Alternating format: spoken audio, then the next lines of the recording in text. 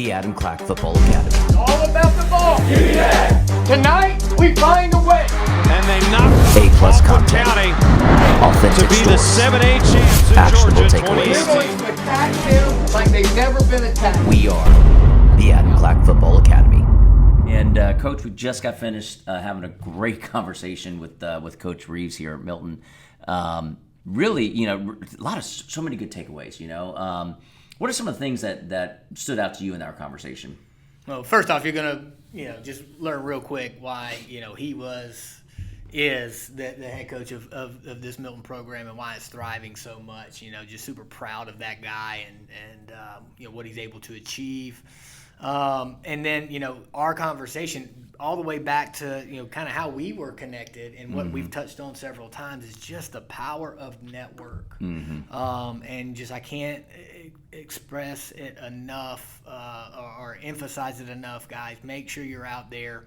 And you're really working to build your relationships and you're maintaining those relationships and then leverage them. Don't be afraid to. I know I struggle with that from time to time.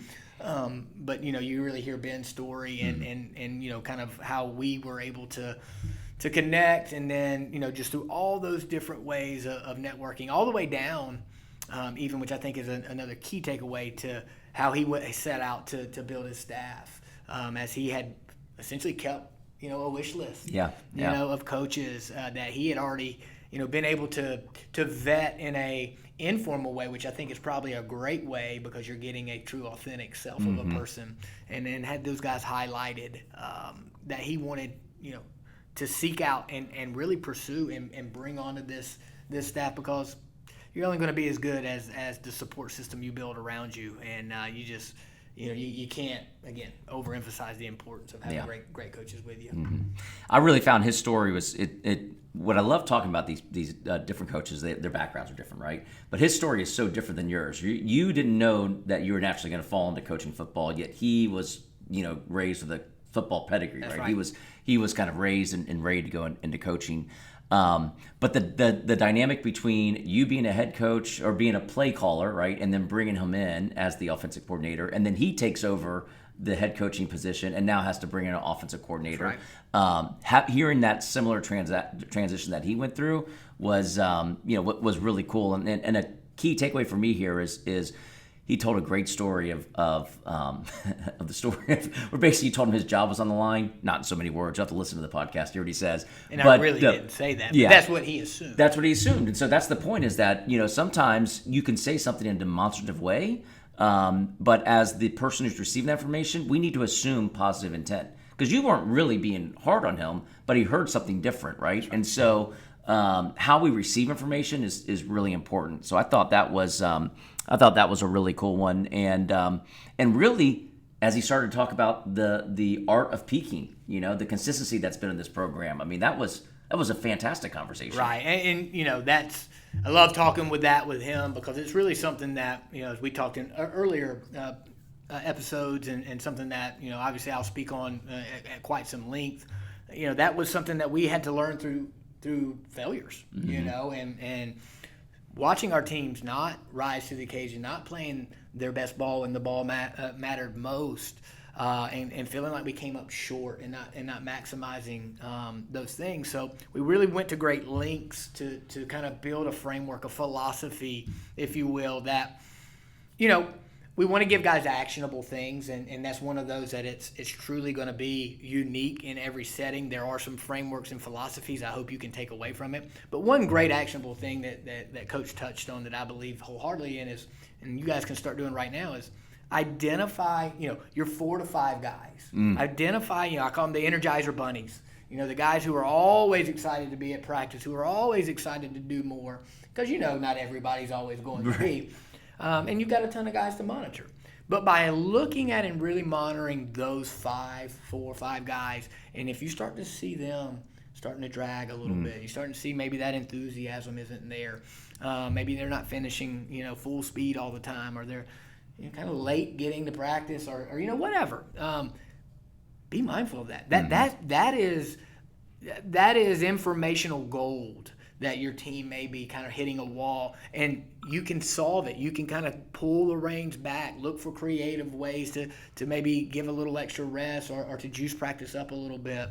And obviously Coach Reaves is doing a masterful job of that, learning when to push and pull and to how to get his team primed and ready to go when it matters most.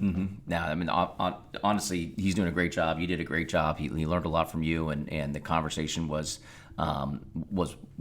really good and really informative. And me as a middle school coach, I mean, I learned so much from it, from some key takeaways. One of the things that strikes me about all these people we keep on meeting is there's one word that keeps on coming back to me that you have surrounded yourself with, and that's humility, right? Ben Reaves, here he is, working on trying to get his second state championship in a row. As we sit here today, Milton is ranked the number 1 team in the country. You would think this is a guy that comes in here and says, it's my way or the highway. And I didn't get that sense from him at all. Not at all. And again, you can have a big ego and be successful in this job. There's plenty of people who do. I know me personally, and my ego, is there as well.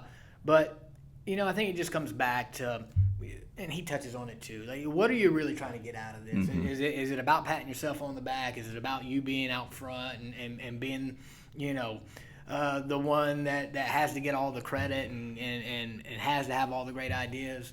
Well, you're going to limit yourself. And if you're truly trying to reach a ceiling, if you're truly trying to do hard things with good people, I don't know. I just find that when the leader can demonstrate humility, when the leader is truly appreciative of the work that others are putting in, you're going to get a lot more out of them. And when we're all collectively kind of working together, we're all going to benefit. Yep. It's at the rising tides. All ships rise. All ships rise with the rising tides, and I think that mentality really permeates through this program. It definitely is embodied by him and all the other coaches that we've been able to talk with. Yeah. Well, look, I hope you guys enjoy the conversation we had with Ben Reaves. So without further ado, here we go. Audio Jungle.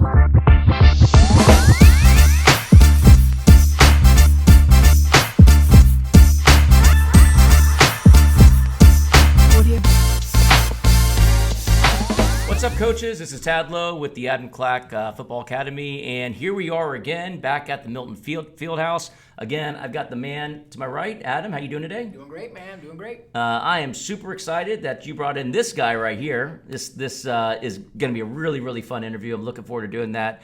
To my left over here, we've got Ben Reaves, who is the current head football coach of Milton Eagles, currently in the middle of another state championship run. Hopefully we can get there. It would be 2 in a row.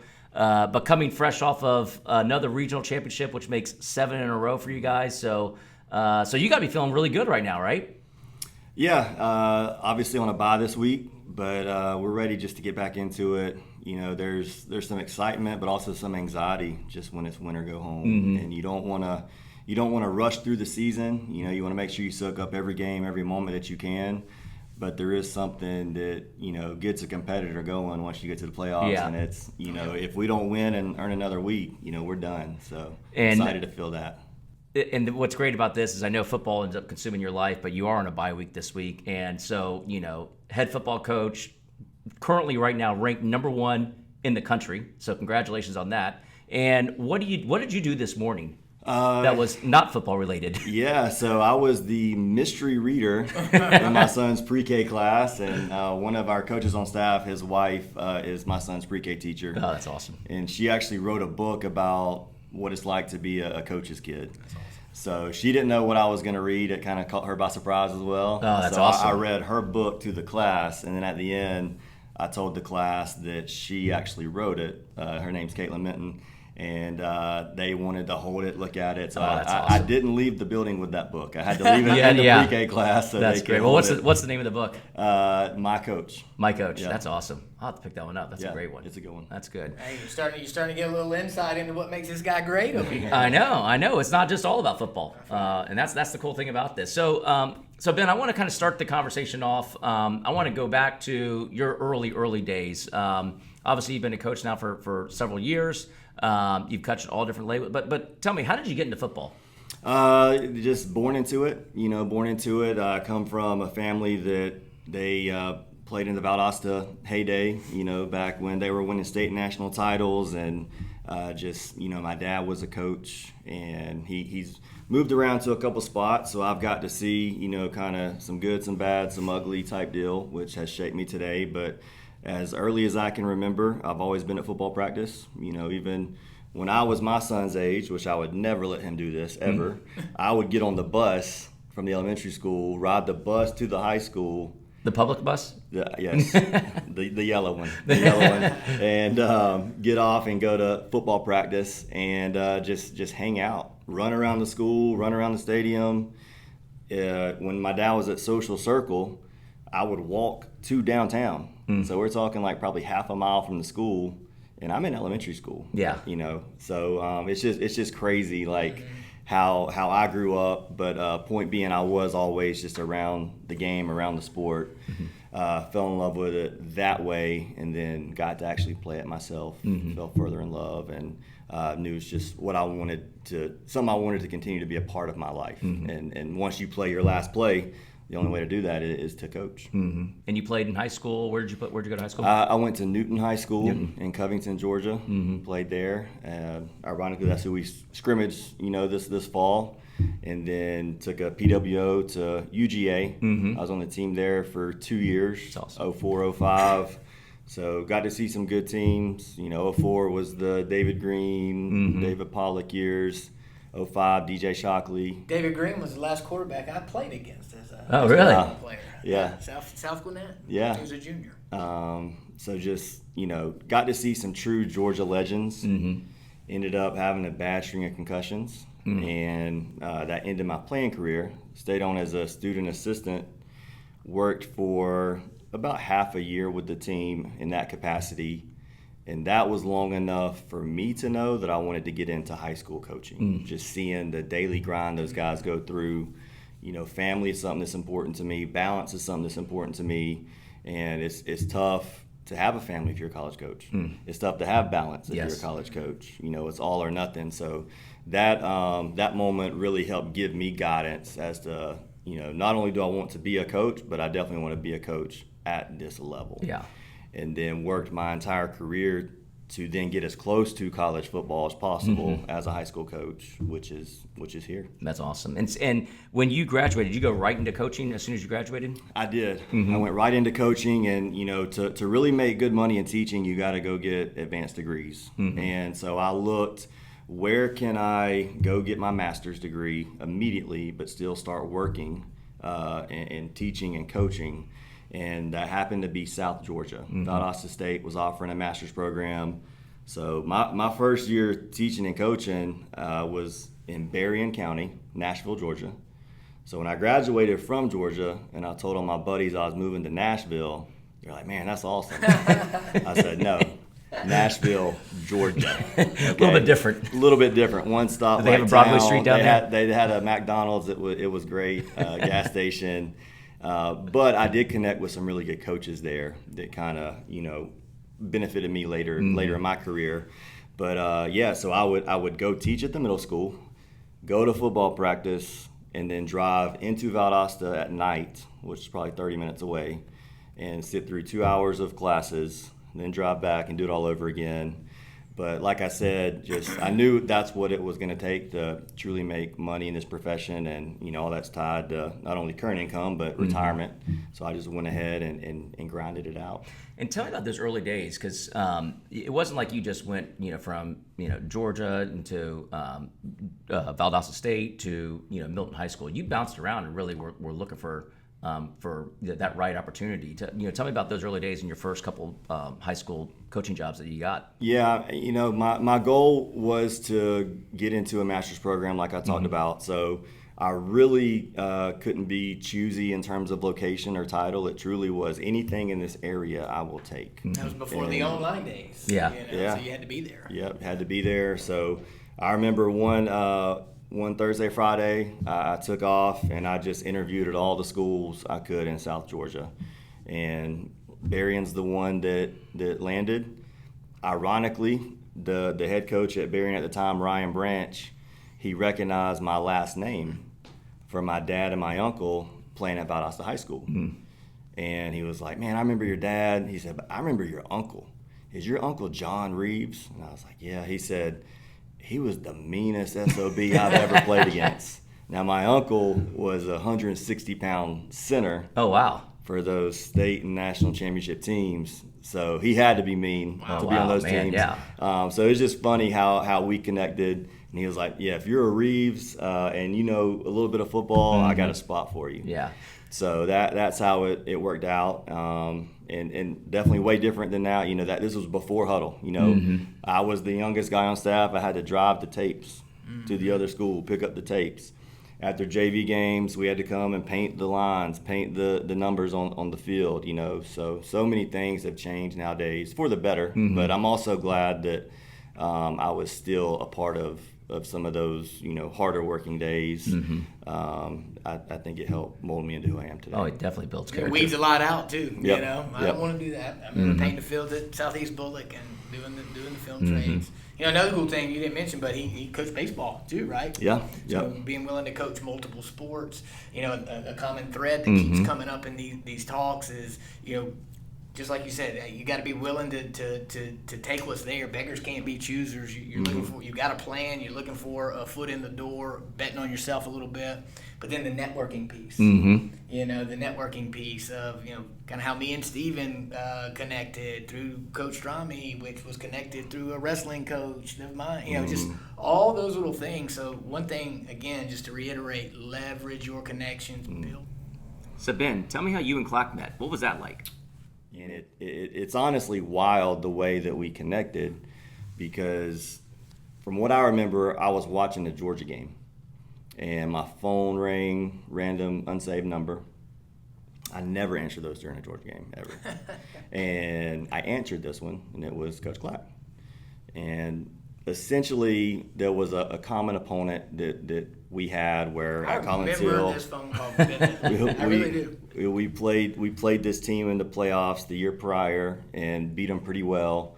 And it was a team they needed to beat to win their region. So he just called to pick my brain a little bit about what did we do. I think we ended up talking for about an hour. Yeah. And then that was it.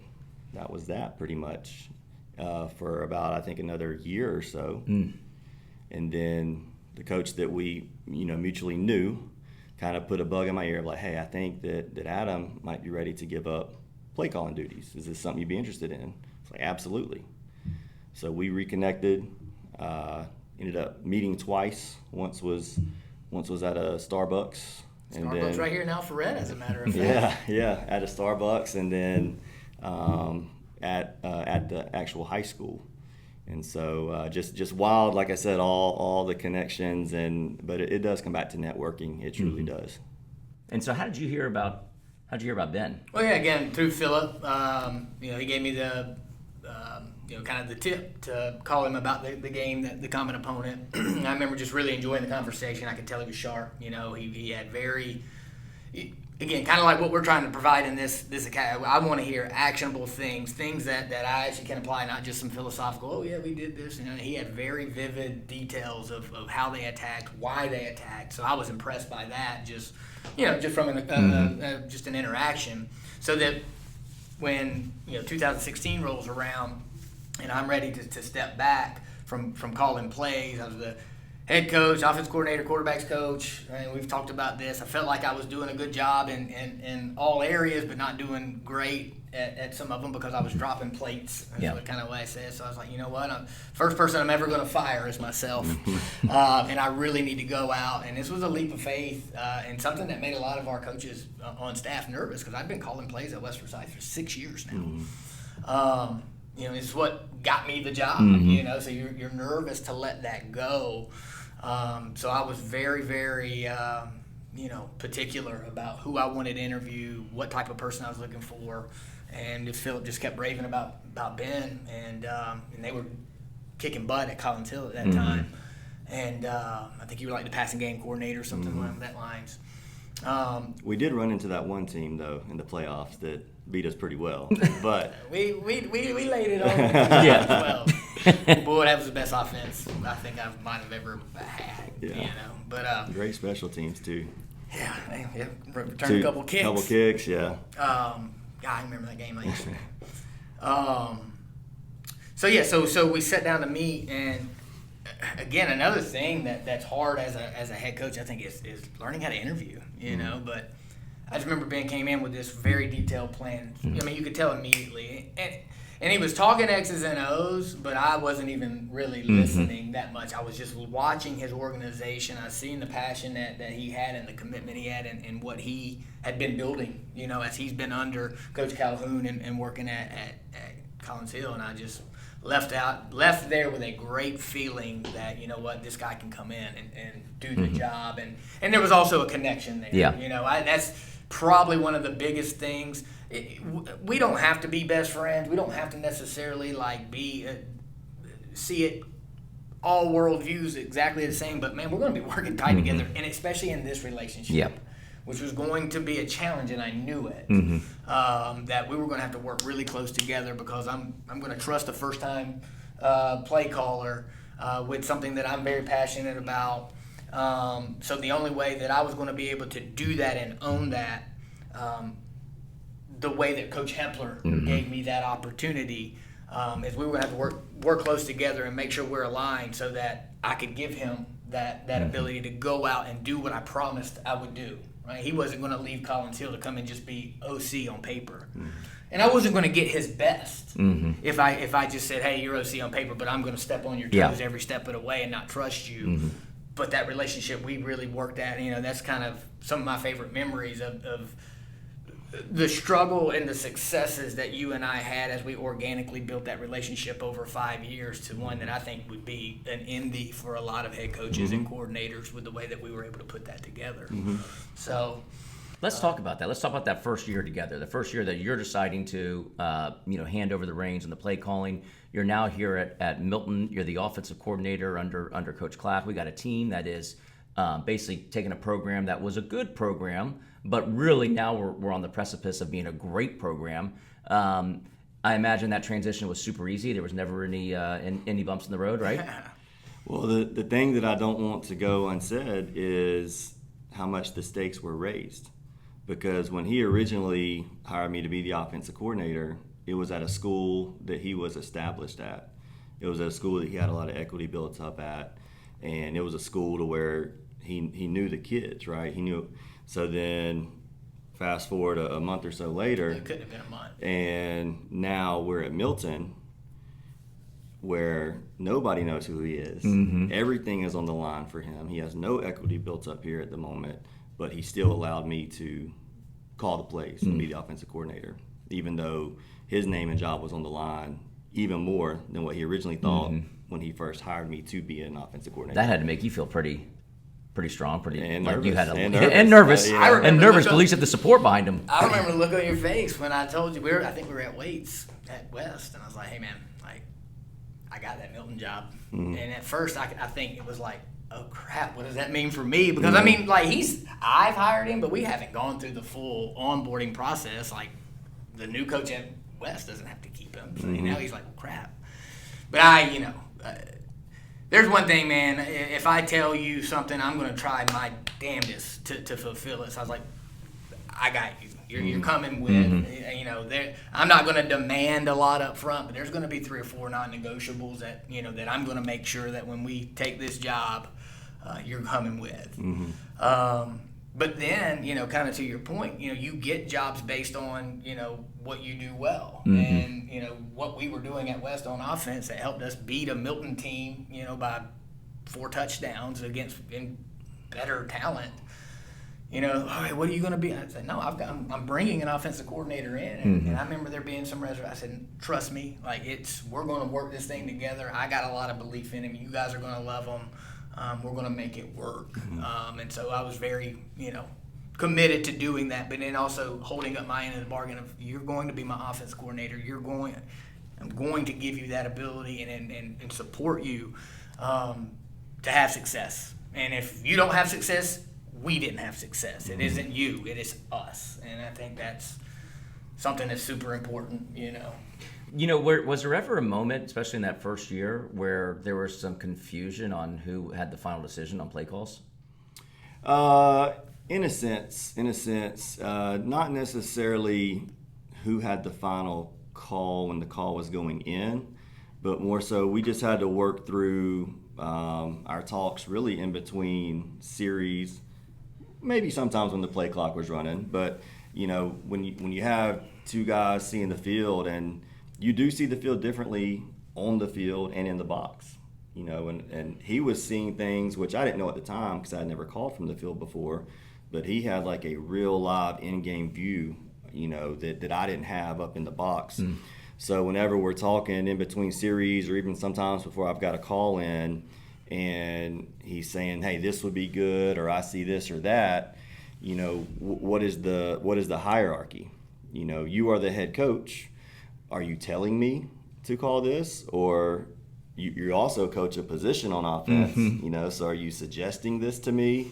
So that was something that we had to work through. I think something unforeseen, though. It wasn't ever a disrespectful thing or him stepping on my toes. I think that's just the aspect of the dynamic that we hadn't thought about, and it kind of came up live. And just me being from a coach's family and raised that way, it's whatever the head coach says goes. It's yes sir. So when I hear those things in the headset sometimes, that's what got my brain going of, is this a suggestion, or are you telling me to do this, head coach? Yeah, and there's a couple of things to tell about. One, the professionalism that he had, and I think, coming from a head coach's family, like, I always knew and felt like when I interject, it wasn't a defensive thing, and it was never meant to be that way. And I always appreciated that, and there are times, like, when the game, especially in a 4-down situation, or there's something that you really feel passionate about as a head coach, absolutely. Like, you should let that be known, when it's something you're very passionate about.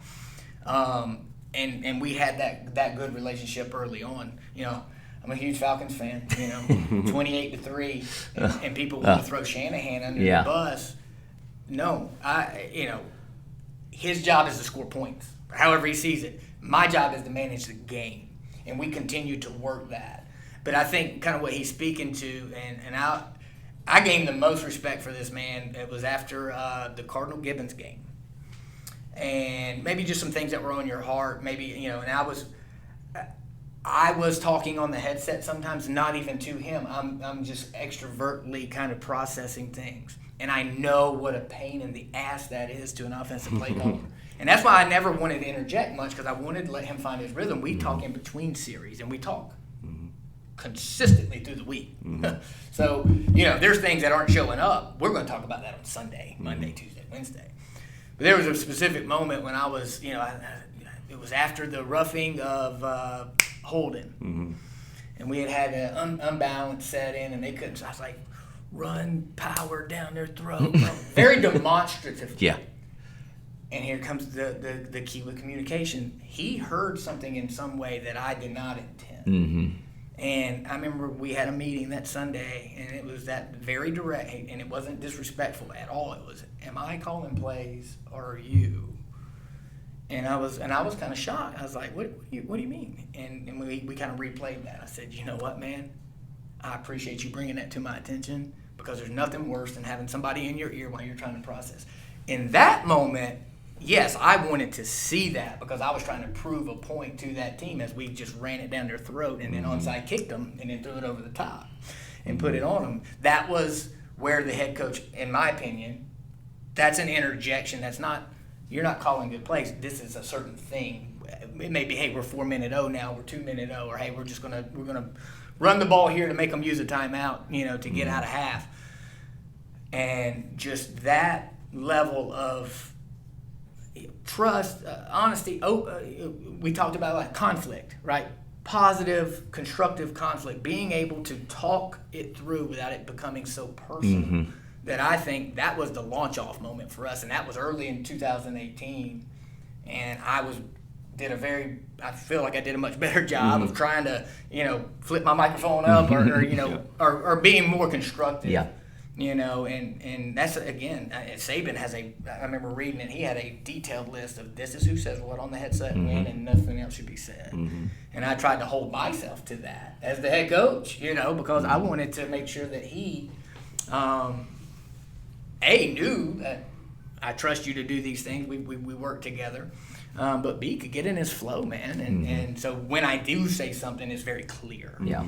And we work through that. And I just think about all the Wednesdays where we're in there and we're talking about in this situation on 3rd and 2, maybe this is where we want to take a shot, versus just getting the first down, or how we want the game to flow from a holistic standpoint. Are we going to try to rack up plays and play with tempo? Are we going to be more aggressive and take shots? Or are we going to sit back? That's, other than the X's and O's that we would talk about, that's where I wanted to try to give him and the defensive coordinator and special teams coordinator. That was my role as the head coach. I want us to play complementary ball this way. You guys go out and be the tacticians that you're experts at and that I trust you to do. And I think that's what really formed our staff and why we started to thrive and really, cement it for those 5 years. Yeah. I want to, so fast forward a couple years, right? Because now you're the head coach and you're in the same exact position. You've been a play caller, right? And now you bring in Stevie Jackson, who's a phenomenal offensive coordinator. Talk about that transition and maybe your experience being in that OC role, how that played into, how you handled a situation similar to that. Yeah, so, I knew bringing someone in, it had to be someone of high level. And, I sought Stevie out because I think a lot of him. But, we also, as coaches, we notice around the state kind of who does more with less. And they had some really dominant teams at North Gwinnett. But there were a couple years to where Stevie either didn't have a quarterback or his quarterback was hurt. And he was running, 2 and 3 receivers in the game at quarterback, a D lineman, at quarterback in a Wildcat package. Like I noticed his creativity and his problem-solving abilities. And I knew that I was taking over a team that, we had just finished state runner-up and was returning, I think, two people that had touched the ball on offense. Was not returning a lot. We had a lot of question marks. And we're potentially going to have to start a lot of young kids. So I was like, if I'm not going to call the offense, I've got to go get someone who is used to solving problems, who is used to doing more with essentially less. And that was Stevie. And, he and I, we went back and forth for probably a month because he was in an incredible situation. North Gwinnett is one of the, top programs in the state. Like I said, they were doing well. He was under a phenomenal head coach that let him do his thing on offense. He was set to take over that program, in a couple of years. And he gave all that up to come to Milton to work for me, to just really learn a new way, right? Everyone saw the success that we had over the years, how we had flipped the program in a sense, and they wanted to know, how are you guys doing it? So, that's really what drove him here, is to learn a new way. And then, just through my dynamic with Coach Clack, I was able to use some things that we worked through. I was able to avoid some things because I already kind of had the answers of how it should be. And then, my dynamic with Stevie was different because I knew that I had to let him be on his own island. That's why I chose not even to coach a position, because it was very important, for me to reestablish myself as I am the head coach now. Everyone on the team knew me as the offensive coordinator, right? They were here when I called the plays. But I was the head coach now. And I did not want to run into a situation that we ran into early on of, who's doing what. So I would actually avoid the offensive side of the field a lot that first year. I don't sit in their meetings to this day. I intentionally didn't do it year one because I wanted the staff to know that's your chief right there. It's not me, and I'm not sitting in here to observe him. I brought him here to do his own thing, and I'm going to let him do his own thing. So I intentionally would not sit in the meetings on Sunday. We'd circle, throughout the week, and I would get updated. I'd get the information I needed. And then just obviously gain so much trust in him that first year to where I still don't do that. I let him do his own thing. Everyone always asks if I, still call. I haven't called a single play. Since he's been here. So it was important just reflecting on the dynamic we had, the relationship that we had, some of the speed bumps that we worked through, to separate myself. But at the same time, it was easier for me to separate myself than for Coach to, because Stevie was established. Yeah. He had won a state championship You sought him as out. an OC. I went and sought him out. You know, he had the experience, he had the pedigree. I was a little bit different, you know. So it's been a fun dynamic, and, you know, a guy that I hope I can keep with me my whole career, because he allows me to focus on running the program. Yeah. And there's so many things it takes to run the program, so many things that I would easily not see or overlook if I'm looking at a quarterback, if I'm looking at an offense. And so it's he's just a huge asset to me. And like I said, he's become one of my good friends as well. Yeah. You know, it's so funny because it again, you hear consistent themes when we are talking to different coaches out there. And one, the consistent theme is empowering leaders to lead. You've talked about that several times, and that sounds like that's exactly what you're doing with Stevie. You sought him out, you entrusted him, and instead of being in the room to step over him or have anyone have any confusion, you leave him in there and say, you're the leader, you're going to lead, right? The second thing is that relationship that you have with Stevie sounds a lot like the relationship you have with Steve, with Strami, right? And having that right-hand man that you know that can allow you to, can take stuff off your plate so you can focus on the bigger picture as the head coach, because you got a multitude of things that you're juggling, right? Yeah. And there's a couple other things, and one thing that I hope to provide with this academy, and just I think back to the 26-year-old me, and I'm hearing all this advice, and a lot of times it's contradictory and it's that way because no situation is the same. And so I hope you can kind of pick up on that as like the actual, I think, number one skill that you have to develop as a head coach is perspective. And to understand and to analyze what is our goals, what are we trying to do, what are all the elements that go in, and now I got to take my course of action. You know, coming over was very different. We're trying to flip a program. We're trying to establish it as a national brand. As you take over and making that decision of do I call it, do I not, well, I can maybe go out and get this, you know, top 5 short list, anybody in the state would say a coordinator. And it allowed you the abilities to, okay, so I could be really good at a lot of things and maybe micromanage, but I'm not also going to be able to not just take a national brand, but then to elevate it the way he has. And that can't go, you know, unstated. You know? And that was kind of what I saw at West, you know, and what I wanted to do here. I was like, you know, I was still doing a good job as a head coach and a play caller and all that stuff, but I knew it could be better, so you got to go find those guys and empower them. If you want to be the guy, because ego is a thing, God almighty, and calling plays is fun, and it's nothing like that. Like, to me, the coordinator is the most fun job on the field. It's the most fun. Like, it is. And so you got to be willing. Like, what do you want? Do you want to actually lead a program to this type of level? Well, you got to take a hard look in the mirror and realize what it's going to take. And sometimes you got to sacrifice some of the things that are fun, some of the things that make me feel good, and go out and say, you know what, no, this guy can do that job, and he deserves the flowers and the credit, and I'm going to make sure he gets it, because I'm behind the scenes doing a lot of important stuff too, which you are, and the way that you have, again, we made it a national brand. You have completely leveled it up, and some of the things that you've been able to do, and, you know, again, it doesn't happen without empowering great people, finding great people, and going out and getting them, which I think is, again, we were talking earlier, is the most impressive thing I've watched you do.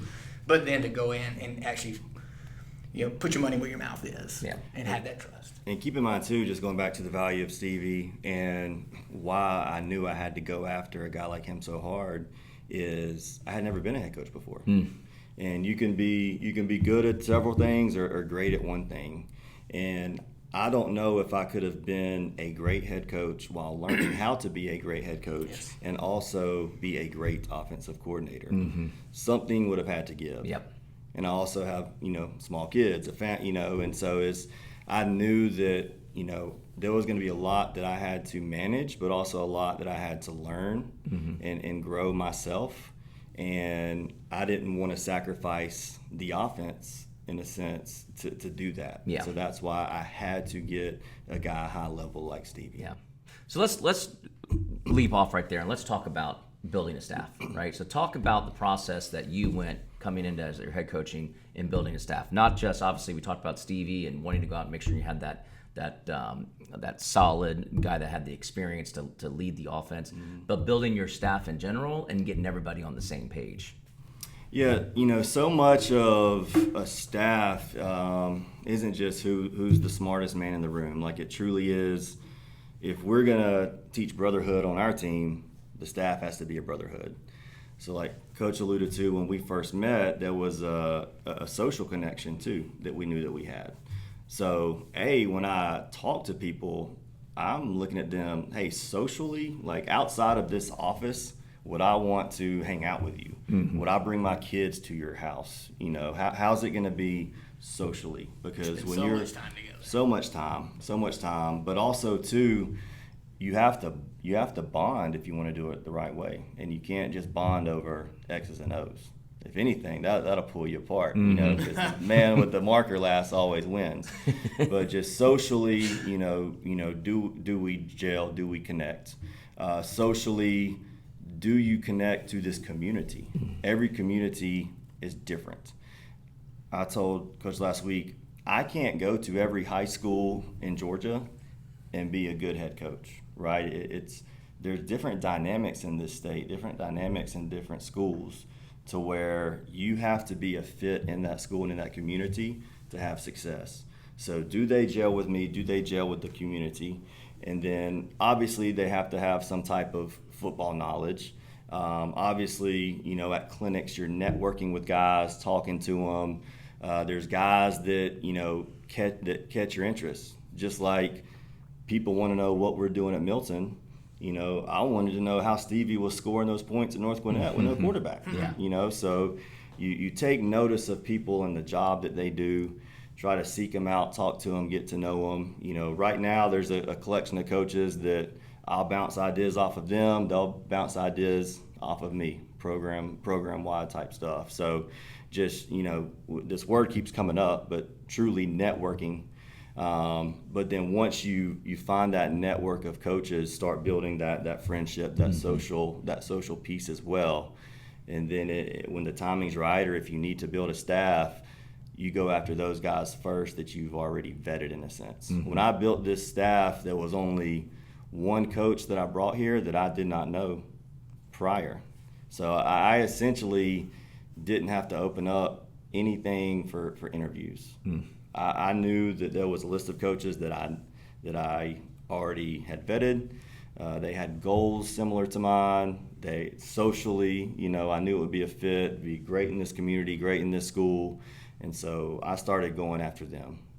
There was one guy that I didn't know. He was referred to me by a guy that I trust.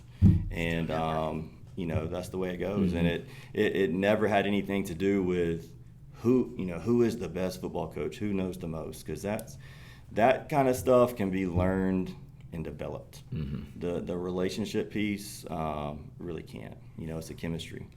And let's kind of talk about it. So you're assembling a staff. Now, again, you're assembling ambitious people, mm-hmm. right? I mean, that's probably going to be a common link. A good coach, somebody that looks like they're doing a good job, they're probably ambitious and they want to move up. So to keep that staff together, there's a couple of different dynamics at play.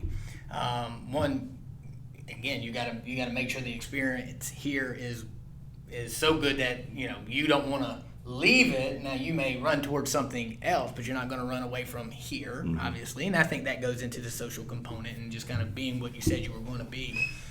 But the other part too is you want to demonstrate to them that you're also helping them develop and to potentially achieve the goals that they have. Mm-hmm. You're not putting roadblocks up, mm-hmm. and you're going out of your way. It was really important to me, whether it was informal or formal opportunities to go out of the way. We would do it in our postseason reflection. Like, what, are you interviewing for a job? And if not, what is it that you need from me? How can I make you a better coach? Mm-hmm. So maybe speak to that a little bit of maybe things that you were able to do as an assistant and that now you're making sure that you do for your assistants, because guys aren't leaving this program and they could. Right. For one, I always had a drive to be a coordinator, a drive to be a head coach. And that made me want to show up every single day and work hard. So when I look to hire a staff, it's what are your goals? And if someone says, I want to be a coordinator so bad, I want to be a head coach so bad, I know they are driven. Mm-hmm. And I know that if I hire them, they know they're going to have to work their tails off in order to be what they say they want to be. Mm. So that checks the box for me. Mm-hmm. And then at that point, it's my job to connect the dots to them of, if you come work for me, I can help you achieve your goals by doing this, mm-hmm. X, Y, Z. And so, it's a mutual relationship that comes with the hiring. Mm-hmm. Now, once I've hired them and I've convinced them that I can help you achieve your goals, which I always will. I'll always, try to help anybody leave this program that wants to go accomplish their goals. But it's also my job to make sure they never want to leave, to build this place up, provide an experience, provide an environment that is so enjoyable that if you go anywhere else, it's just not the same. Yeah. And it is a blessing and a curse, right? Because there's guys right now that could go be coordinators. They could go be head coaches, but where? When we're getting on an airplane to go play American Heritage on ESPN, and they get to be a part of that because they coach here, that's special. Mm-hmm. Everybody's not doing that. Do I really want to move to, BFE in a sense, mm-hmm. to where nobody even knows who we're playing? But I'm a coordinator. Mm-hmm. I'm a head coach. So it's my job to, as I build the program, part of it is, yes, for the kids, for the community, but also for the coaches, to make this a place that they never want to leave, and help them achieve all the goals that I possibly can, develop them however I can, because I've been a position coach, I've been a coordinator, I've been a head coach, and another thing I don't want to dismiss is you have to find out what's important to them, and everybody's motivated by different things. Some people will work any job in the state if they're paid the right amount of money. Doesn't matter if they go 0-10, if I make the right amount of money. Some people will work any job in the state if they have the right title. I don't care if we go 0-10, I am a head coach. Head coach is by my name. And then some people are driven by experience and success. And so I do try to, gravitate towards those people that are driven by that. Mm-hmm. Because we may not always be the highest paid this. We may not always have the best record, right? But if you just want to have a great experience, be successful in however you define success, then I think I can make you happy here. Yeah. And I strive to do that. That's good. That's really good stuff. I want to switch just a little bit, change gears here. I want to talk about, we mentioned it earlier, I want to talk about the consistency of this program, because I think a lot of what you're saying builds into that consistency. If you have a consistency in coaching staff, and there's been consistency here, right? If you're developing that experience and you got people that are bought in, that's going to lead to consistent results. And so I want to talk a little bit about the art of peaking and making sure that your program is peaking at the right time. 7 regional championships, right? 2 state championships, won one last year, in the process of going right now. What does that mean to you, the art of peaking at the right time? How do you make sure that your team is peaking at the right time of the season every single season? That's the special sauce, right? And it's not a simple answer. It's not a consistent answer. Sometimes it's a year-to-year answer. I first kind of learned the idea being a freshman baseball coach. I remember we had a good team. I think we lost 3 games in a row, playing horrible. And I said, y'all know what? Take the next 3 days off. Mm-hmm. Come back. Next time I would see them again was a game day. Played lights out. They were excited. They were happy. And that's when the idea of making football a place they want to come to, not have to come to, really manifested. But then the tricky part was, sometimes in order to learn how to dive, you got to actually jump in the water. You got to do it. So it was good on a higher scale to watch, Coach Clack scale back at times when he was the head coach, and for me to see it in action. So this idea I had in my head that, you know, I knew was there, I knew was a thing. And then when I came here, because he was good at getting his teams to peak at the right time as well. You know, so to see that in action really affirmed how important it is that you give your guys rest. You listen to your guys. You don't have to work sun up to sundown. Yeah. You just have to learn how to be efficient. Mm-hmm. You have to learn, you know, what are my needs? We talked about what's important now, what's important right now, what do I have to correct right now, and then how can I most efficiently do that? Mm-hmm. And it's not always about time. You know, it's about quality of rep, quality of coaching, quality of work. So just, you know, really understanding that, buying into that, and then, like I brought up, listen to the kids, read the room, you know, read the room. The right kids, you know, because there's kids that they do all the things that you ask them to. They work hard, they don't miss a day in the weight room, they practice hard. Yes, sir, you know, run through a wall type of kid. When you see those kids dragging, maybe not smiling at practice, not having fun, that's when you know we might be doing too much. Mm-hmm. So where can I cut? You know, and in this community, I remember we would talk about, you know, summer stuff. You know, kids want to go on college visits. Kids want to go to the beach. They want to go to the lake house. It's hard to play this sport. It's time consuming. It's actually, I told the team last week, what y'all do is crazy. Y'all get up early in the morning. You have to put up with Coach Woods, want to lunge you to death. All right, and then you sit through school, and then we go out there and you know, we just pound on each other for 2 hours, and you wake up and you do it again, and y'all do it, you know, August till December every single year. It's crazy what you guys do. So you have to make sure that you're reading the room and you keep it a place they want to come to. You give them time to go be kids, because you never want them to be here and feel like they're missing out on something. And I know that's, you know, you were always good about just allowing kids to do other sports, right? He would give them misses in the summer of, go play baseball, go play basketball, go play lacrosse, you know, because the truth is, this is no disrespect to those sports. I played those sports, but those sports are easier to play than football. Mm-hmm. It is a lot easier to shag balls in the outfield at baseball practice than to run an inside drill in football practice. Mm-hmm. So we're fighting, trying to keep kids in the sport.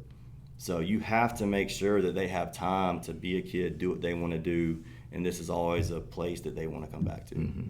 Yeah, I always thought, you know, you work it backwards. You know, we kind of have our season mapped out kind of into 9 phases to me. And, you know, early on in my career, I just felt like, okay, I'm watching this program and I'm watching that program, and they're doing this, and we're going to do this, and we're going to add this. And it's good ideas. I mean, there's a lot of validity to it.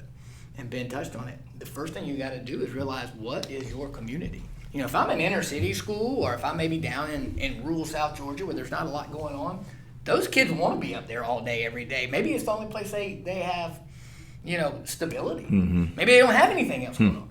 Well, we're here in Alpharetta, Georgia, and I was in Cumming, Georgia, which are very affluent areas with lake houses and opportunities to go, you know, on trips, playing multiple sports. Mm-hmm. You know, we like to think football is king, but it isn't to everybody. I remember I started saying this, and it was kind of like a counterintuitive way. I was like, I don't care if football's the most important thing in your life. It's the most important thing to me. Mm-hmm. Like, I've dedicated my life to it. But just because baseball or lacrosse is really your thing, that you can still be a great football player. Yeah. And I think that right there just kind of set the foundation, and that helped me work with other coaches. And I think a lot of times football coaches get it backwards. Coaches don't want to work with me. Well, what are you doing to work with them? Mm. And I had an assistant coach who was a head baseball coach who really opened my eyes to that when I went to him. And you know, he had been a high-level DC, and his son he's the head baseball coach. His son's playing baseball, and he's missing some winter workouts, you know, in the morning. I'm like, you know, Coach, like, look, you know, why's Cade not here? He goes like, he just played baseball till 9 o'clock last night. You really want him to get up at 6 a.m.? But everybody, that's what we got to do to build a team. Mm-hmm. This is February, Mike. He goes, well, let me ask you this. What if Zach, who's going to be my starting quarterback, what if it's October and I'm like, hey, man, we got mandatory pitching sessions at 6 a.m. Are you going to be cool with that? I'm like, nope. He goes, did you just answer your? I said, damn. That was powerful. Yeah. And so I started kind of really stepping back and saying, you know what? I don't want to dismiss the importance of the offseason and the importance of keeping integrity within your programs. But maybe we need to step back a little bit and say, you know, what really is important right now? You know, and so we started building some boundaries and parameters and like you alluded to in the summer of like, hey, look, I want you here and I want to reward the guys who are here and I don't want to make it to where it feels like it's not important. But I also want to give some space for those guys to go do other things. They're high-level baseball players. They may miss 14 practices, and their players or their teammates don't like it in the summer. Why is he there? They don't see him. They don't know. So we created a system to where they could either, you know, hey, come in early and buy, you know, do this part to count, or we're going to have some non-punitive makeups when we hit August. Because, you know, at August, we got to be bought in. Like, at some point, we got to draw the line when we're putting a team together. And we could get on board with that. So now after practice, again, non-punitive. I'm talking some extra conditioning, not berating. But they're walking off after a 98-degree day, and they're watching this guy who missed 14 times have to make 9 makeups. And they're like, better him than me. But it bought them respect from their teammates because they're now putting in that work when they don't want to. So that was kind of step one. I say, get your horses to the freaking race. You know, how many times do we lose a kid because we drew a line in the sand? It's like, man, why is that freaking stud not playing football? Well, you didn't give him an opportunity. You drew the line in the sand and he didn't step over on your side. Shame on you. But also having that balance to keep integrity of your program. But the other lesson I learned was just like Ben was alluding to, you know, finding those 5 guys. And I read this somewhere. Find your 5 energy guys and monitor them. If all of a sudden you start seeing them drag and you start seeing their energy going down, then you've got a burnout issue on your hands. So you need to look for ways to pull back. And I used to just, in the summer, we're going to go to these 7-on-7s and we're going to go to these 3-a-day camps and then we're going to come back and we're not going to miss a workout. And then we got, you know, a 2-hour and 15-minute Wednesday practice because that's when we do extra this and that and the other. And it's now November. And we haven't scaled any of that back. And I'm just seeing these teams fall apart. And I was like, you know what? When we lost that game in week 7 in 2016, I said, you know what I'm not sitting back regretting or wishing we did more of? 7-on-7 in July. Because it's October and that shit don't matter anymore. Because we've had 50, 60 practices since then. What has COVID taught us, right? We got a ton. Not saying waste your time. I'm not saying like, oh, okay, just sit back and don't have urgency, but be mindful of your time because what we found is the return on investment, the ROI of doing maybe an extra team bonding activity to have some fun or just saying, you know what, guys, y'all kick butt. You're off this Thursday. Or, you know, it's a bye week and, you know, we're going to build in an extra rest day because I see it. And then to start scaling those practices. I think people would be shocked. The goal in this program, and I think it stays to this day, we may start off with 2-hour plus practices. But the goal by the time we hit back in a region and state playoffs, hour and 45 minutes. Hour and 45 minutes. We should be that efficient to where we're getting them out so that they can go and rest and prioritize those type of things. And I think that was what really started to see like, wow, here they go. I know, you know, even right now sitting at 10-0, people ask me, what do y'all do in the summer? They're shocked. We go 3 days a week. We did 1 7-on-7, 0 padded camps. And most teams I know are going 4 to 5 days a week. They're going to 5 to 10 7-on-7s. They're going to the max, 4 padded camps. But it's just, you know, if we're expecting, and it's just having the vision, if I'm expecting to play until December, which we do here at Milton, then I can't go full speed early on. If I go run a 5K right now, I can't just sprint out of the blocks. I'll give out. You know, I've got to pace myself. So, but a couple points that came to my mind as you were talking, you know, that is important with peaking. For one, it's, you know, making sure that you explain your narratives, explain your whys, which we've always done a good job of here. This year, for example, we pushed our kids really hard the first couple of weeks. I mean, we open up with Buford and then American Heritage, two nationally ranked teams. We're both going to be on TV. It's like, guys, like we've got to grind. You know, we've got to be a little more prepared with some things early on that we usually don't have to be this early because we're playing such high caliber teams. So we have got to grind. But just know, I've already mapped out the schedule. You have built-in rest this week. You have built-in rest here. So give me what you got now, knowing that I'm going to take care of you. I'm going to rest you. That's important that they know that, right? It's easier to work when you know you have a break, a light at the end of the tunnel, right? It's not just I'm just going to run full speed until coach tells me not to anymore. No, you run full speed until you get to that mark, and then I've told you when you get to that mark, you get to rest. That's one. Secondly, is making sure that, you know, you don't plateau, right? Just like talking about working out, you know, muscle confusion. Have those drills, have those team periods, have those moments that you know are coming, but they don't know are coming. You know, I think back to the two-whistle system, right? It is a great football drill that we did on defense, and usually around region play, we'd start incorporating the two-whistle system. It was something that changed practice up. It was something new they had to learn, something that just made everything feel different, you know? So how can I make practice in the weeks feel different? And then a hidden part of peaking that I think is beneficial, we used to talk all the time, you know, I remember I gave a Glazier talk about, you know, game planning. And I was like, I'm only going to go into a game with this amount of plays, right? Because I think we were running, you know, 60 plays a game at the time. Every play is good to the left, to the right. So divide that by 2, and then you're going to run the play multiple times. And, you know, we would always talk about just how long a play sheet can get.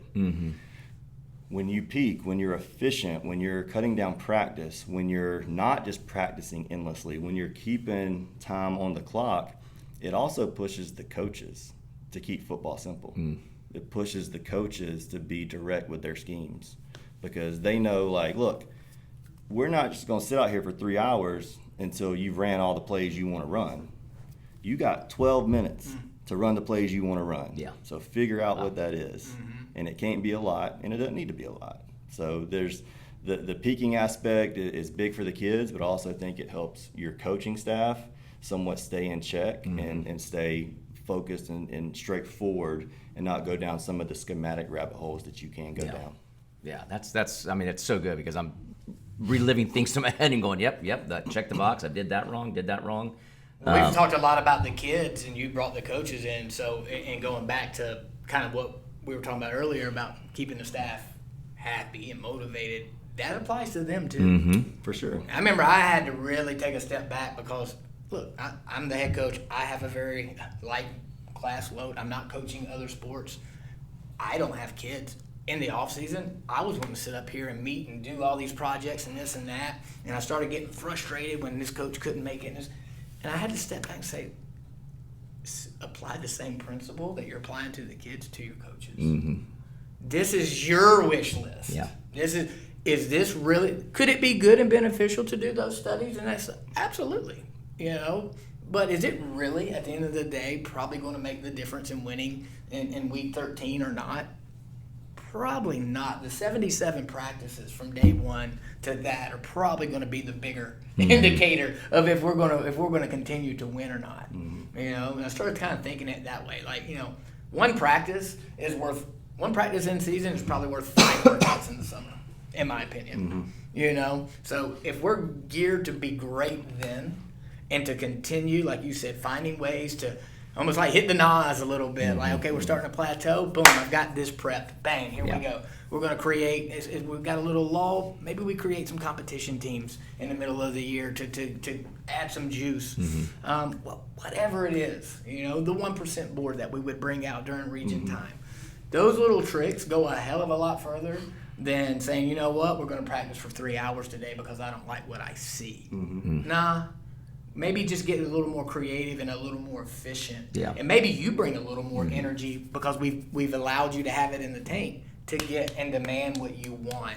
And kids will respond. And two points that I just thought of is, just like I gave the example of, we push the kids and we say, hey, you're going to have built-in time. That's relevant to us and our families. Like, hey, you know, I'm that work-life balance. My kids, like, I'm not going to see you for bedtime this week, but next week I will. You know, and it's important for us. And that helps balance the burnout on the coaching staff. Yep. Right? It's just as critical to me. It's just as critical. But just to connect the previous dot with this same conversation of peaking, if I'm the offensive coordinator, I don't see these things. Yeah. Right. Me just being the head coach allows me to monitor everything about my team. And the fact that I can monitor everything and recognize when burnout may be occurring, seeing small fires that may be starting to burn, you know, an attitude here or an interaction there, I can go and put those out. I can correct those things before they turn big and before they potentially turn the season. And I couldn't do that if I was also a coordinator. Yeah. And that goes back to developing that perspective, which again is a hard one that I'm trying to really flesh out, because I want to give guys actionable things, and that's such an intangible skill.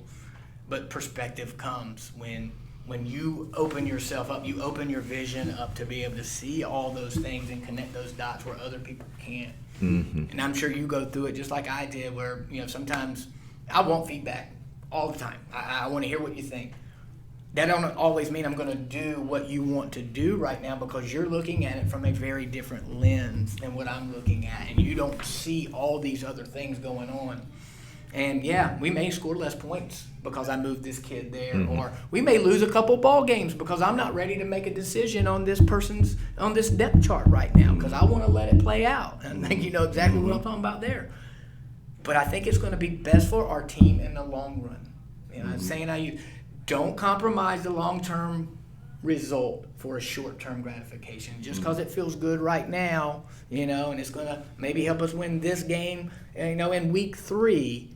If we stay to this plan, because I'm looking at both the near and the far, I think it's going to help us be where we want to be when it matters the most. And going back to like the 2018 season, we did the same thing. We pressed it hard for the Corky Cal and then for the Freedom Bowl. And then we got Roswell rolling into town, which I didn't quite appreciate how big that rivalry was at the moment. And we pulled back. And we lost a tough game. And it sucked. And then we go into the next week and we make a huge move on defense to move some personnel around. It actually ended up creating a ripple effect that moved 6 positions, because we had this one kid become eligible. And we knew he was going to be dynamite. And now we're going to go play Parkview, but it's still a non-region game. We haven't gotten into what I consider the meat of the schedule yet. Let's make that move now. We give up 35 points in the first half. And somebody after the game says, man, like, what's wrong with your defense? This isn't going to be our defense. We're building the defense. I'm not worried about beating Parkview today. I'm worried about, I said this, hand to God, I'm worried about beating Colquitt in the state championship. Because we were willing to take that lump, you know, and sacrifice. Maybe we're not, because we don't press as hard in the summer. We come out, you know, my record in week 2 is something like, it's bad. It's like 1-8. Like, it's not good. Yeah. But I don't care. Yeah. Because when we got to Milton, we won 13 playoff games. Right, you're not winning playoff games in 5 years, which was 10 more than they had ever won in program history. Because we watched teams, and I had done this to teams, who would get to the end of the season and limp. Yeah. Hell, they would limp into August sometimes. And it's just like, what are we doing? What's the goal? If 10-0 is your stated goal, I'm telling you, I think you're looking at it wrong. It should be playing our best ball when ball matters most. And doing our best to position ourselves for that tournament in the best possible way. And keeping the kids' interests so that they can do that. That all goes into it, right? Because if you're checked out, and we talked about it, you know, burnout and checkout. And there's 2 elements, right? Burnout is what we're speaking to the most, but if you're not being mindful of this, and you start, and now all of a sudden frustration sets in, and now the relationships are going to start to fracture, then you're going to get checkout. You got an even bigger issue. problem. Yeah. And if you get check out on your coaching staff, And that watch can out. Absolutely, absolutely, it can happen on your coaching staff, and I've seen it, and I've been a part of it. And it trickles. It trickles. But it happens when people are fatigued and people get frustrated, and a lot of times, I always say this: a lot of times when I see a coach yelling, some people just naturally are wired that way, and it typically isn't a big deal because that's just kind of who they are. They coach hard, they love hard. But a lot of times when you see that coach who just kind of always rubs people the wrong way because he's always yelling at kids, he's always demonstrative, it's probably because he's frustrated and he don't even know what's going on, and he's taking it out on other people. And I think that starts to happen when you set into fatigue, and all of a sudden the relationships start to deteriorate. And then going back to hiring, when I talk about I want guys who want to be a coordinator, I want guys who want to be a head coach, you know what you can't do? Check out. So the more of those guys I can bring around, the less I'm worried about checkout. Because you can't do that if you want to be a coordinator or are a coordinator. You can't do that if you want to be a head coach or a head coach. Solve the problem. Find a way. Really good conversation, because you're bringing it all the way back to where we were in the very beginning, talking about that transition from being the play caller to what it takes to be the coach and all the different aspects, right? And that art of peaking, right? You can't maximize the art of peaking if you're down in the weeds calling plays, right? And so just taking that bigger perspective and understanding that, I mean, you guys are two of the best to do it. So hopefully those out there are listening and taking notes. And this is the key to building successful programs, to building consistency, to building long-term relationships, and to building, a coaching staff that will stay with you long-term, that you're going to get the best out of, and a roster of kids that are going to play for you that you're going to get the best out of, right? And those things end up leading to positive results. If you're not focused on 10-0, you kind of fall into 10-0 when you're doing all the right things. That's right. And so there's a coach on staff right now that when I was hiring guys, and I remind him of this all the time, I asked him to come interview with me. And he's like, I'm not going to do it. I'm going to take a job at this school. We're a couple days away from announcing. I said, just give me a friend. Just come talk with me. Come have a conversation with me. So he came over, more so to do it because I asked him as a friend than he was interested in the job. By the end of our conversation, I was able to show him why Milton is such a special place and why he needed to work here. So he actually did not take that job that he thought he was going to take. Took this job, is still with us today. And when I remind him of this, not only does he thank me, he tells me why he thanks me. He said, you realize that those guys met every Saturday morning and then would meet Sundays and would watch practice film after practice and not get home till 9 or 10. And I think they went 2-8, so it's just, it's for the players, but peaking is also important for the coaches, keeping them happy that season and making them want to come back. Yeah. Well, we've got a couple minutes left with you, so I want to go through some rapid fire questions for you. All right, so this is usually kind of fun. So just these are not pre-planned questions, so you don't know, but they're fun ones. So let's start here. What's your favorite coaching memory, and you can't say winning the state championship? I'm curious if you'll even remember this one. All right, this has to do with he and I. The game, I thought I was going to get fired. All right. The game, I actually started saying goodbye to my staff. This started off good. 2017, we lost a region game, South Forsyth. I think one that still hurts us and haunts us to this day. One that we were uber aggressive. We took the bait that the defensive coordinator probably wanted us to take, and we were getting a player back that week we were excited about, and kind of got out of character. And once we got back in character, had some success, just a little too late. So that loss I think still hurts us. So then moving forward to 2018, we knew that was the team we had to beat, and so we go over there. Everybody is super emotional. Super competitive, like we're jacked up because we know this is the game. I might have been a little too keyed up in that game. I think back on that one from time to time. He was ready to go.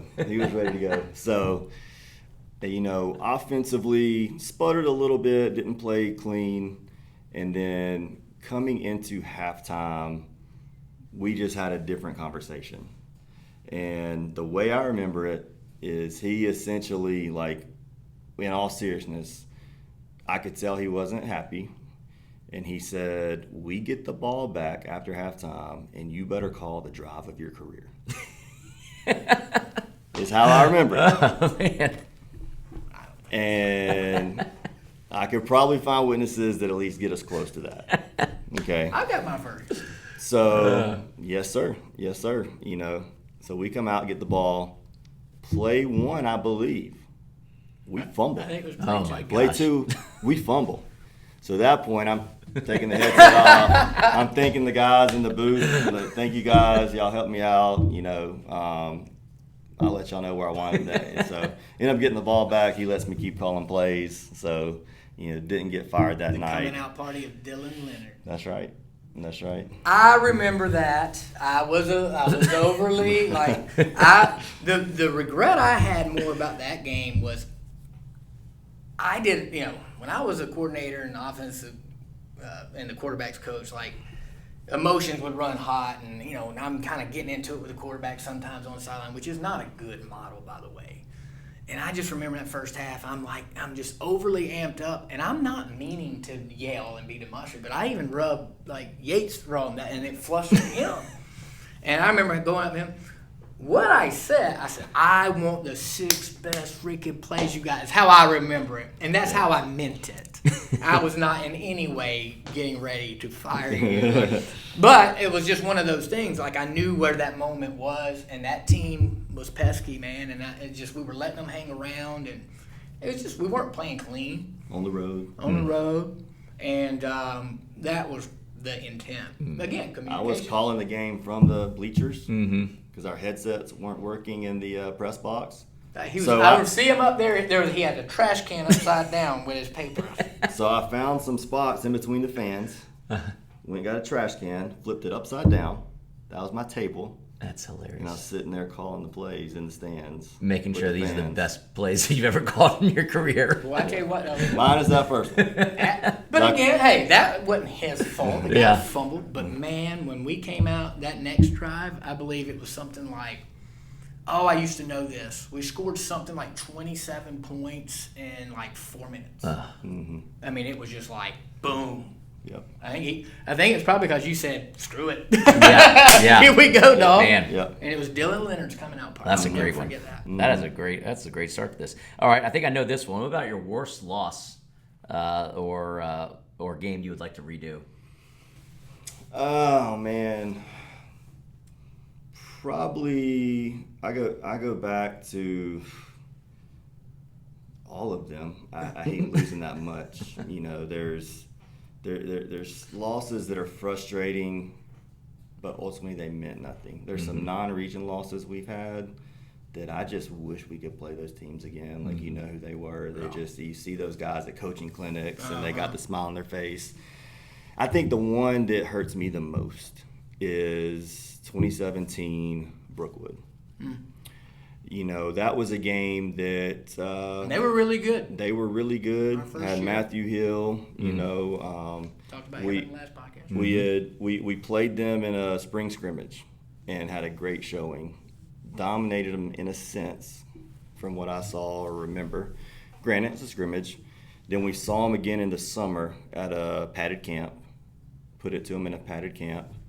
And when we matched up with them round 2 of the playoffs, which I didn't even hit on round 1, who we played Collins Hill, which is the school I had just left.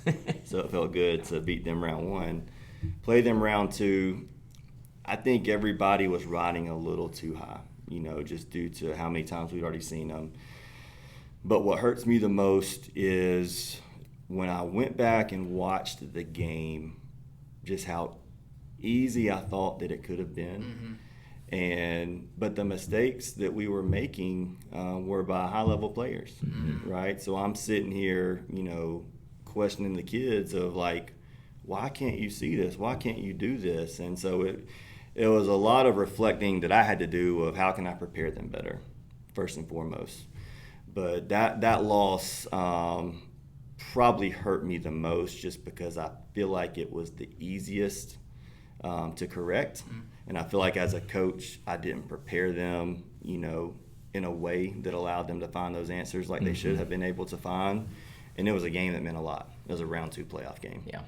I think back on that one too, very similarly. And we had talked about this before, where we're coming out of that season and, for Milton standards, it was really good, and everybody's patting us on the back. Oh, you beat all these North Fulton teams by this amount. It was like the score differential of 90. And all I can think about is we didn't win the region. We had to play a really good Brookwood team, and then we lost that game because of microcosms that were happening throughout the season because we had not achieved total buy-in yet. And a lot of the things that – and I wouldn't say that we swept them under the rug. I'm not saying that at all. We met them. But flipping a culture and taking over, I mean, it's hard. And it takes a minute, especially when you've got seniors they're kind of, 1 foot in, 1 foot out. And it was a lot of those guys, I felt like, that, just for whatever reason. Maybe it was a brain fart. Maybe it was just not being completely mentally checked in. Maybe it was just not completely trusting the process. But you know what came out of that? The underclassmen who watched that game, I think, saw it like we did. And they were like, if we commit to what these guys are saying and truly buy into the message and how they're preparing us, we should have beat that team who should have won a state championship. Brookwood should have won it that year. They ended up losing to a Colquitt team who they had beaten by 28 points. And then Colquitt ends up losing to North Gwinnett team who we should have beat out here. Who's Stevie Jackson? Yep. And we should have beat them. I mean, we were very evenly matched. So it wasn't a leap to be like, guys, if we don't run that route wrong, if we don't not stay at home on the backside when coaches told you screen is coming, if we don't have this gaff or whatever, we easily could have beat the team that should have won a state championship. So what does that say about you? And I think that really helped us kind of build that buy-in in that next offseason and get that 2018 team rolling. Because, they saw North Gwinnett win it all. And they knew that they had lost to North Gwinnett on essentially, last play of the game? Oh, yeah, and blew a 14-point lead with a couple of turnovers and a couple of missed tackles. Like, we should have salted that game away, So that group coming back was like, if this team essentially could have won a state championship playing clean football, I know we can do it next year in Walks 2018. Yeah. And then not being satisfied. I think that was another. We were not satisfied with 17. I was proud of what we were able to accomplish in essentially 8 months, but not satisfied. Yeah. I mean, no, we lost games that we should. Those things, it's one thing to line up against a team and you can just get beat, It's another thing to feel like we did not do what we could have done to give ourselves an opportunity to win this game. Yep. It goes back to, and I talk about this at clinics, and this is a whole nother deal, reaching your ceiling. If y'all thought that was good, y'all didn't even touch the ceiling. That you walk off the field for the last time every season at some point. And I have walked off the field losing a game feeling good. Oh, yeah. And what I mean by that is I know that I was a part of a team that went as far as it could go. Yep. When we lost out here to Marietta, I was just about to say. I knew they were better than us. Yeah, they were a better team than us, and we gave it our best shot. But I know that we could not have gone any farther than them. I know that. Yeah. My first year as head coach, semifinals, lost to Mill Creek. A phenomenal team. Caleb Downs, phenomenal player. We took that team as far as we could take that team. And so I walked off the field feeling fine. Yeah. Of course upset, but I was satisfied in a sense that we had reached our ceiling. 2017, we didn't reach it. Yeah. Right? Because we felt good that we would have won that round 3 game and we would have been in the semifinals, and so I still say to this day that's the team, if maybe with 2 years of prep, could have been one of the best teams that we ever had. I thought it was a better collection of talent than we had in 18.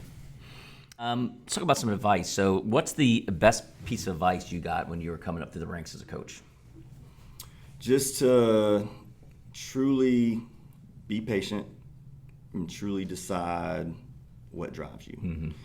And I was working with a guy at Collins Hill who had been a head coach and had essentially been asked to step down. The program wasn't successful, and now he was back at Collins Hill as a coordinator. And so I'm talking through him really as he's prepping me for my interview at West, and he said, just make sure that the job is right for you. I made a mistake of I had goals by 25, I'm going to be a coordinator. By 30, I'm going to be a head coach. So I took jobs for a title, not because they were best for me. Yeah. And that's what really I'm most proud of now being the head coach here. Because every year when you're successful, whether it's me or coaches on staff now, you're being sought after by other programs. I had opportunities to leave. Coaches now have opportunities to leave. But I believed in this job.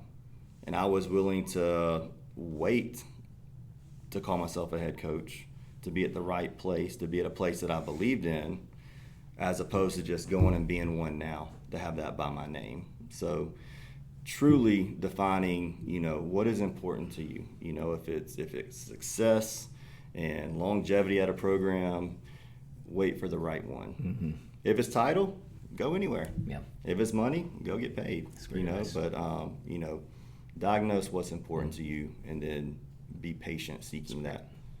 And we talk about this. So much of this stuff carries off the football field. This is any industry you're in, any career you're going for. If you're in your 20s, don't think you got to have it all today, right? But if you're chasing that, don't be surprised if you find yourself in a bad situation. That's right. Yep. Last couple ones here. You've played highest level of college. You've coached all over the place. Best atmosphere to either coach in or play in? I mean, Sanford Stadium, like any better than that. Truly. Go Dogs.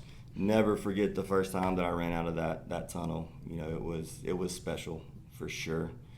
In terms of coaching, it's the Benz. There's nothing like it, and I'll never forget the first state championship. Not only were we there, but you're kind of like, are we going to fill this place up? Is it going to be empty? And then the way that it worked out, Blessed Trinity played in the game before us. So obviously our community blends with theirs. We all know each other. And their crowd stayed for the game, and then our crowd added. Yeah. And then filter in Colquitt, who is known for big crowds and travel, and that place was packed. And it was just such an incredible, energetic environment. I'm thankful that I was up in the box because I wasn't able to get caught up in all that. I was in a safe space away from it all, That atmosphere last year against Walton in that championship game, that was a pretty electric atmosphere. It was. It was. That's one of the. I actually spoke to the 7th grade team yesterday. They're going into a tough road game, and one of the first things that I told them is soak up the atmosphere. Acclimate to it. Make sure that it doesn't overwhelm you. Look at the lights. Look at the fans. But enjoy it. Because you don't play in front of a hostile crowd, a packed stadium all the time. But when you do, you've done something well. You've earned it. So, soak it up, acclimate to it, enjoy it. That's awesome. Yep. That's great advice.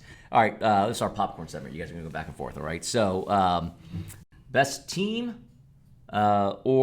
best team you faced or coached against? I actually think you might have played this team. It was Grayson. A Grayson team when Kim Dichie was a senior. We lost to them round one. I want to say it was 2011, 2012? 2011. Yeah, we played them in the quarters. Yeah. Yeah. We didn't make it that far. We saw them round one. That was a team loaded with juniors. And we were talking about that team with Steven the other day, and Robert Kimdichie, who's the #1 recruit in the nation. I mean, still, I don't know that I've ever seen anything like him. Nope.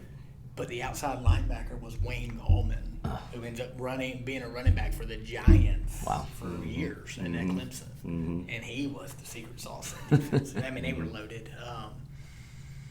That's a good one. That was definitely in my top 3. I'd say for me that Marietta team in 19. I just God, we could have played them 100 times. I mean it just so well put together. They had all that firepower on offense. Then you turn around and you got Ojulari and all these guys on defense, and just unbelievably loaded and clicking. Boy, they were clicking at that time. All right, second hardest team. You may have played this team as well. A Peachtree Ridge team. I want to say maybe 2015. 2015. They beat us 63-3 in the Oh, first my round playoffs. I learned a lot about tempo. I mean, I think they had 12 D1 guys on their team, all the NFL, pedigree kids, and they were incredible. Now, ironically, all those kids left and went to Grayson the next year, And then Grayson won the state championship the next year. But that team, that Peachtree Ridge team, 2015, there wasn't a hole in that team. But the difference in them is they didn't really play together. I don't think they believed, So that's why they're number 2. You got to believe if you want to be number 1. Yeah, I mean, I guess I got to say it.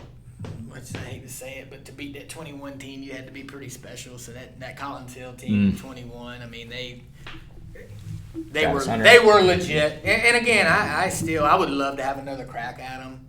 But I mean, you got Travis Hunter, but Travis Hunter, he was the best football player on that team, but he wasn't the best player in that game. Yeah. The best player in that game was their quarterback, who goes on to have a dual scholarship at Missouri for baseball and football, who could also punt at 60 yards.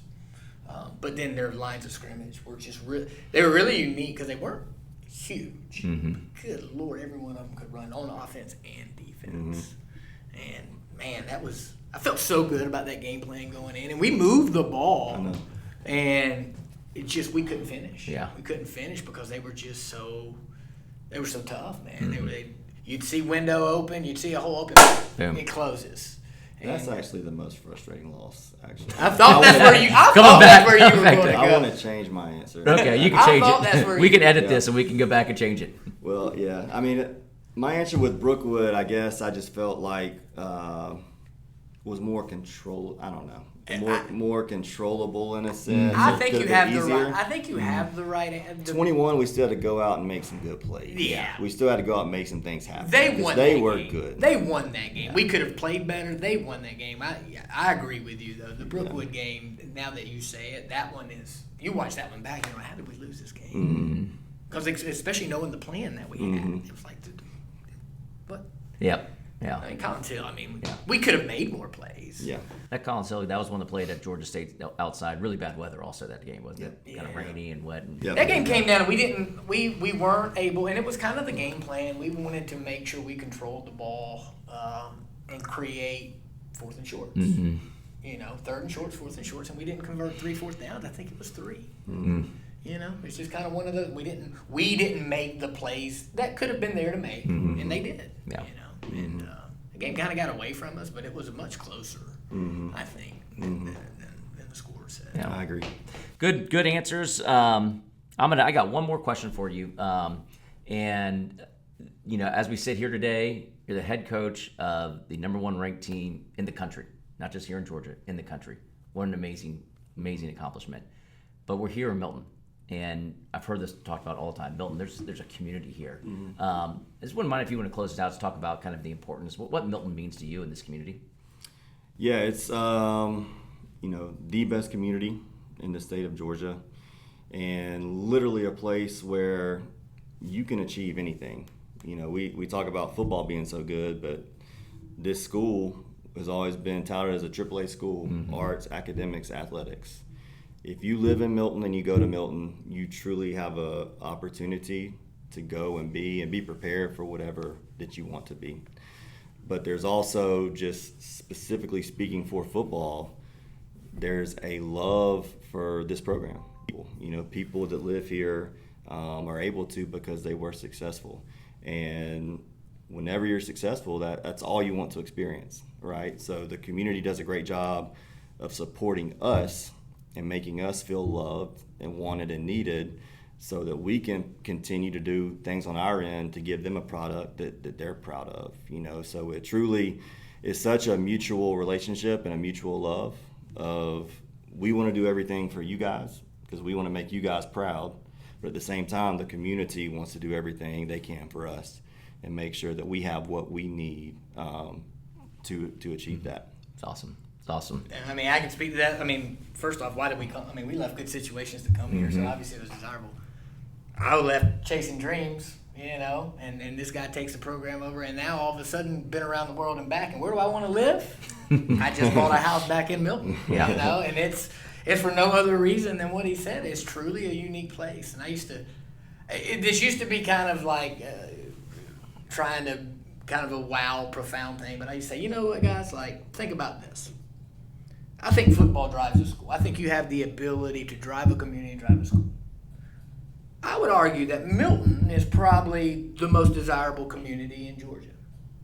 I could also argue that right now Georgia is one of the most desirable states to be in this country. Mm-hmm.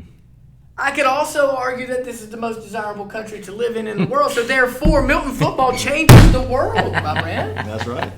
I love that. I love that. Ripple effect. Yeah. It's the ripple effect. Exactly. Right? We can change the community. The community. I think on that, that's a great note to end it on. So, Ben, good luck in your quest this year. Obviously, we're pulling for you. Hopefully, you guys can pull it out again, get a back-to-back one. Appreciate you taking the time. I know you're really, really busy, but great conversation. So, thanks, sir. Happy to do it. Yep. Thank you. Great catching I up, enjoyed brother. it. All right, Yes, sir.